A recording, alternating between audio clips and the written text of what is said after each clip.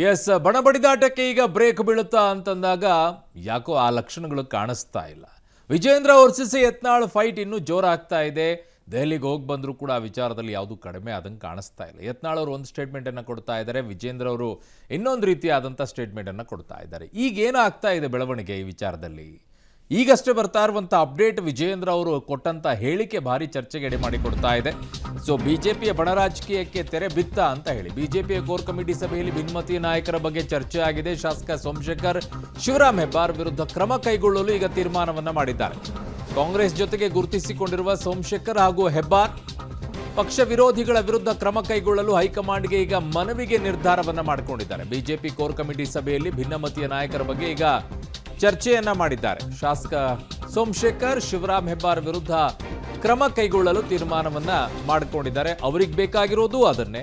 ನೀವು ಪಕ್ಷದಿಂದ ಉಚ್ಚಾಟನೆಯನ್ನ ಮಾಡಿದ್ರೆ ಅವರು ಇಂಡಿಪೆಂಡೆಂಟ್ ಆಗ್ತಾರೆ, ಕಾಂಗ್ರೆಸ್ ಜೊತೆಗೆ ಓಡಾಡಕ್ಕೆ ಅವರಿಗೆ ಸಲೀಸಾಗುತ್ತೆ. ಹಾಗಾಗಿನೇ ಅವರು ಕ್ರಮ ತಗೊಳ್ಬೇಕು ಅಂತಾನೆ ಕಾಯ್ಕೊಂಡು ಕೂತಿದ್ದು.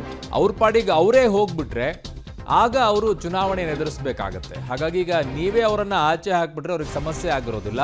ಪಕ್ಷದಿಂದ ಆಚೆ ಹಾಕ್ತೀರಾ, ಅವ್ರು ಇಂಡಿಪೆಂಡೆಂಟ್ ಆಗ್ತಾರೆ, ಅವರು ಅವ್ರ ಜೊತೆಗೆ ಹೋಗ್ತಾರೆ, ಚುನಾವಣೆ ನಡೆಯುವಂಥ ಸಮಸ್ಯೆ ಬರೋದಿಲ್ಲ. ಅದಾಗಲಿ ಅಂತಲೇ ಕಾಯ್ಕೊಂಡು ಆ ರೀತಿಯಾಗಿ ಮಾಡ್ತಾ ಇದ್ದಾರೆ. ವಿಜೇಂದ್ರ ಅವರು ಏನು ಹೇಳಿದ್ದಾರೆ ವಿಚಾರದಲ್ಲಿ ನೋಡೋಣ. ಮೂರನೇದು, ಏನು ಕೆಲವು ಮುಖಂಡರುಗಳು ಅಶಿಸ್ತ ನಡವಳಿಕೆಗಳು ನಡೀತಾ ಇದೆ ಹಲವು ತಿಂಗಳಿಂದ ಇದೆಲ್ಲದಕ್ಕೂ ಕೂಡ ಕಡಿವಾಣ ಹಾಕಬೇಕು. ಪರ ವಿರೋಧ ಯಾವುದು ಕೂಡ ಚರ್ಚೆಗಳಿಗೆ ಇತ್ತಿಷ್ಟಾಡಿ ಈ ವಿಚಾರವನ್ನು ಕೂಡ ಗಂಭೀರವಾಗಿ ತೆಗೆದುಕೊಳ್ಬೇಕು. ಮತ್ತು ಕೇಂದ್ರದ ವರಿಷ್ಠರು ಕೂಡ ಇದಕ್ಕೆ ಮನವರಿಕೆ ಮಾಡಿ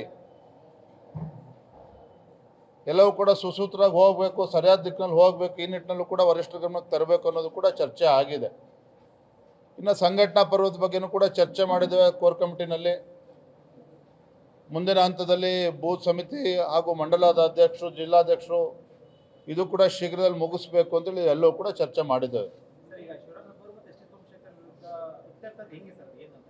ಇತ್ಯರ್ಥ ಅಲ್ಲ, ಕೋರ್ ಕಮಿಟಿನಲ್ಲಿ ಬಹುತೇಕ ಎಲ್ಲ ಸದಸ್ಯರು ಕೂಡ ಹೇಳಿರ್ತಕ್ಕಂಥದ್ದು, ಅಭಿಪ್ರಾಯ ಪಟ್ಟಿರ್ತಕ್ಕಂಥದ್ದು ಸಸ್ಪೆನ್ಷನ್ ಮಾಡಬೇಕು, ಮತ್ತು ಏನು ಮಾಡಬೇಕು, ಮತ್ತು ಡಿಸ್ಕ್ವಾಲಿಫಿಕೇಷನ್ಗೂ ಕೂಡ ಮೂವ್ ಮಾಡಬೇಕು.